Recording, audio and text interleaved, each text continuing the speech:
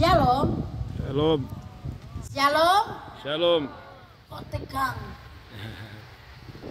Khususnya kedua member. Mereka lagi sibuk. Ya. Saya percaya mereka sekarang ini sementara deg-degan, ya. Nah, langsung Yosua. Tapi mereka sudah dibekali. Dan saat ini akan dimantapkan kembali oleh firman Tuhan yang kita akan dengarkan pada pagi hari ini.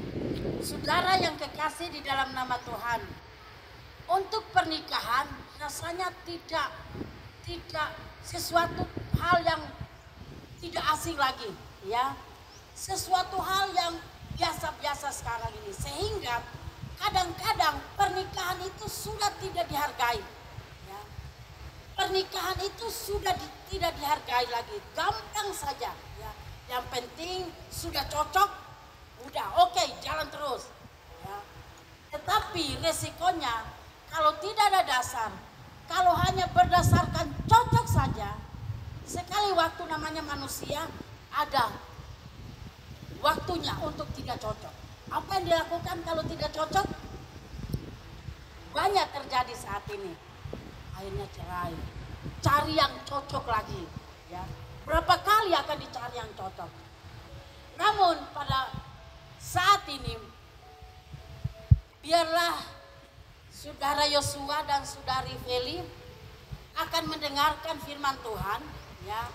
Dan kita semua yang hadir pada saat ini akan mengingatkan kita kembali dasar kebenaran firman Tuhan yang sebenarnya untuk kita lakukan di dalam pernikahan kudus. Apa kata firman Tuhan di dalam Kejadian pasal 1 ayatnya yang ke-26 sampai ayatnya yang ke-28. Firman Tuhan berkata demikian.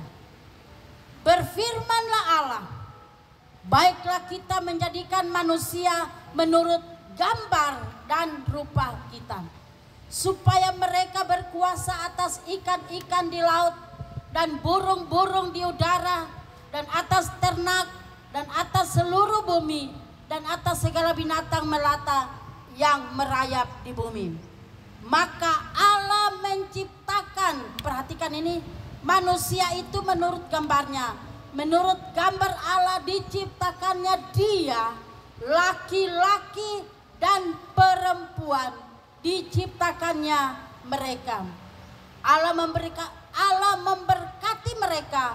Lalu Allah berfirman kepada mereka, beranak cuculah dan bertambah banyak, penuhilah bumi dan taklukkanlah itu, berkuasalah atas ikan-ikan di laut dan burung-burung di udara dan atas segala binatang yang merayap.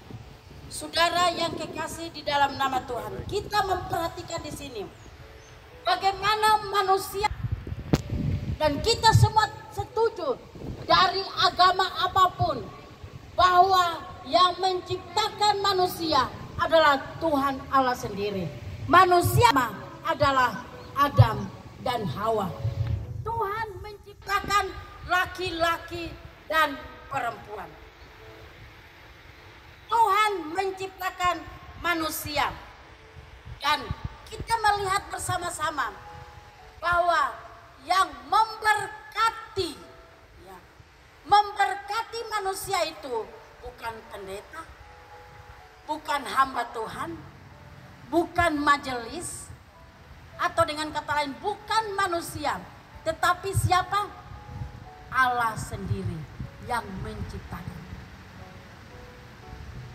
Untuk itu kita akan melihat bersama-sama, rumah tangga adalah lembaga pertama yang Allah bentuk di muka bumi ini.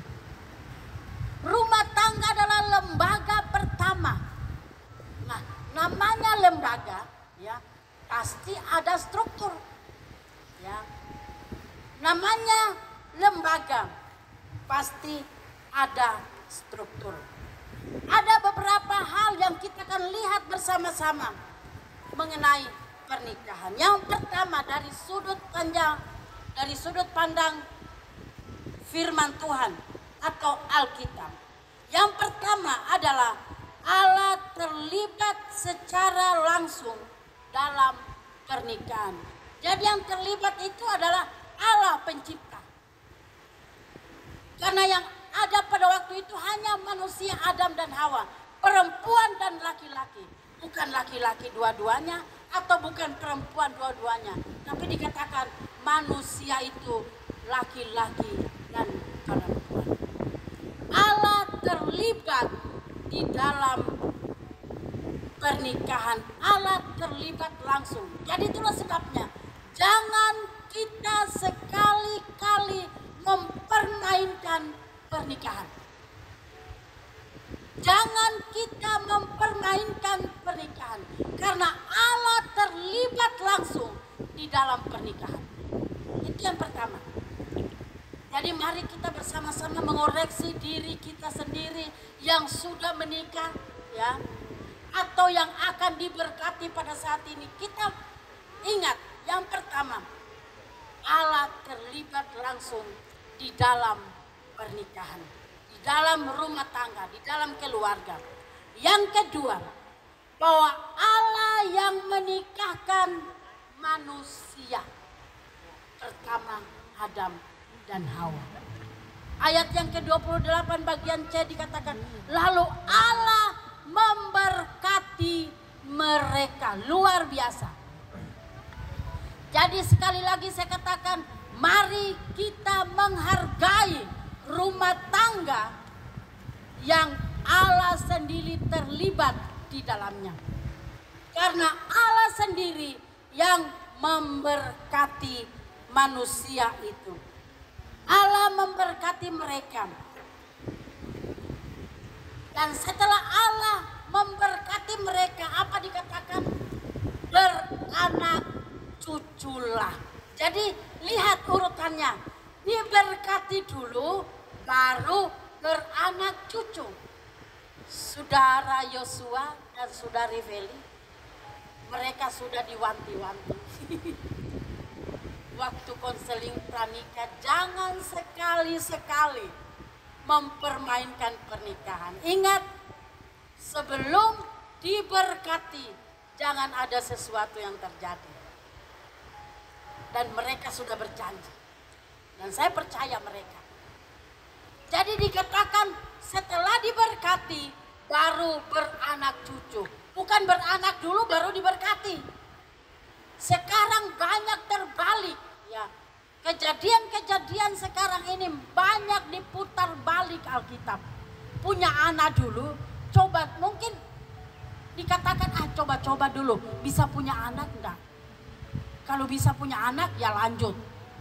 Firman Tuhan katakan diberkati dulu, baru beranak cucu. Sekali lagi saya katakan, kita harus menghormati, menghargai pencipta kita. Kalau kita mempermainkan pernikahan, berarti kita mempermainkan pencipta kita. Dan saya yakin dan percaya, orang yang menghargai, keluarga yang menghargai, rumah tangga yang menghargai penciptanya, Tuhan akan berkati. Tuhan akan berkati. Janji Tuhan tidak pernah berdusta. Tidak sama seperti manusia. Janji Tuhan adalah ya dan amin. Itulah sebabnya dikatakan diberkati oleh Tuhan. Kemudian beranak cucu. Hal yang ketiga, Allah hanya menciptakan satu laki-laki dan satu perempuan. Jadi bukan perempuan dua-duanya, bukan laki-laki dua-duanya, tetapi dikatakan laki-laki dan perempuan. Kemudian Tuhan memberkati mereka. Jangan kita menyalahi Alkitab.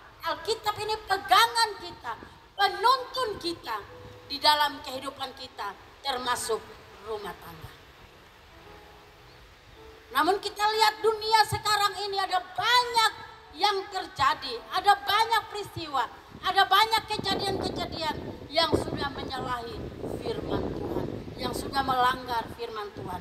Itulah sebabnya ada banyak kekacauan terjadi di dalam keluarga. Selama kita keluar dari rel firman Tuhan, ingat, kekacauan akan terjadi di dalam rumah tangga, apapun yang terjadi. Jadi harta, kekayaan itu tidak jaminan untuk rumah tangga bahagia. Kekayaan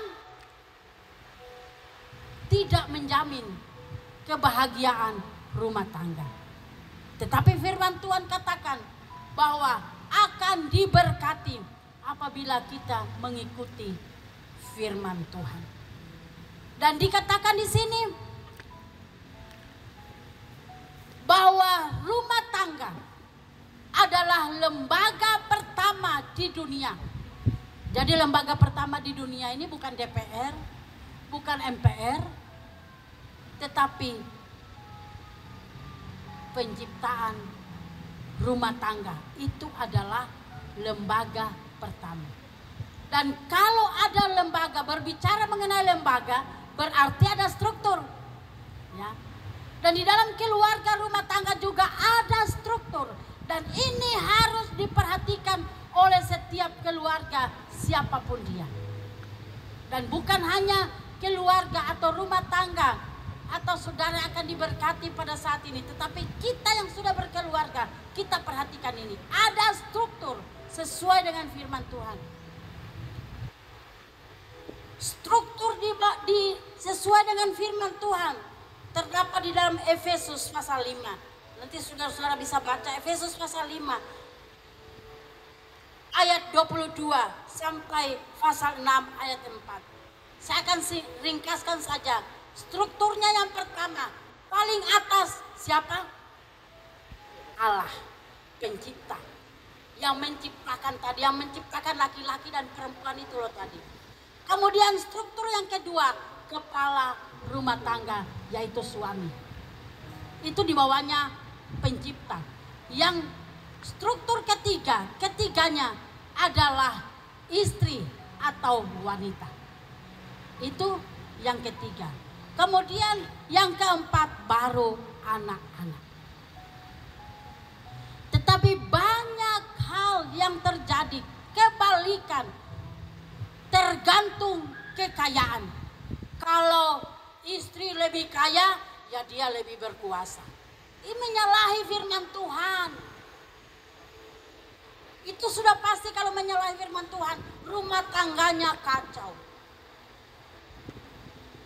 Firman Tuhan katakan harus Tuhan terlebih dahulu, kemudian suami. Siapapun suami, dia kaya, dia miskin, dia bertitel, dia apa, pokoknya suami yang jadi kepala rumah tangga. Kemudian istri. Jangan terbalik. Jangan kita membalikan pencipta kita yang sudah menyusun struktur keluarga. Jadi Bapak Ibu saudara-saudara yang dikasih di dalam nama Tuhan, biarlah nasihat ini, mungkin nasihat ini hanya singkat saja, tetapi saya percaya saudara Yosua dan saudari Feli, saya percaya mereka akan hidup langgeng, rukun, kasih Tuhan akan melingkupi mereka, dan mereka akan diberkati harta, kekayaan, dan terlebih lagi diberkati keturunan yang cantik-cantik, yang ganteng-ganteng, karena mereka hidup takut akan Tuhan. Dan kita semua yang hadir pada saat ini akan berdoa, kita akan memberikan doa restu kepada mereka agar supaya keluarga mereka diberkati oleh Tuhan. Puji akan nama Tuhan. Biarlah renungan singkat pada siang hari ini akan menjadi bekal bagi kita, akan menjadi pedoman bagi keluarga, agar supaya keluarga hidup sungguh-sungguh di dalam Tuhan, hidup diberkati oleh Tuhan, dan nama Tuhan dipermuliakan. Kita akan berdoa bersama-sama.